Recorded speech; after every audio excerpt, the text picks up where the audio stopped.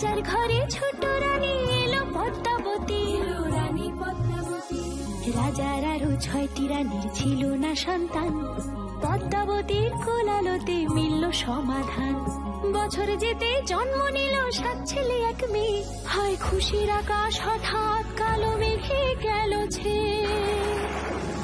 হিংসেতে যায় জ্বলে পুড়ে বাকি 6টি রানী, যুক্তি করে ঘটায় ওরা 7 কুমারের হানি। সুযোগ মতো 7 ছেলেকে মাটিতে দেয় পুঁতে, বাঁচে একা পারুল ওরা পায় না তাকে ছুতে।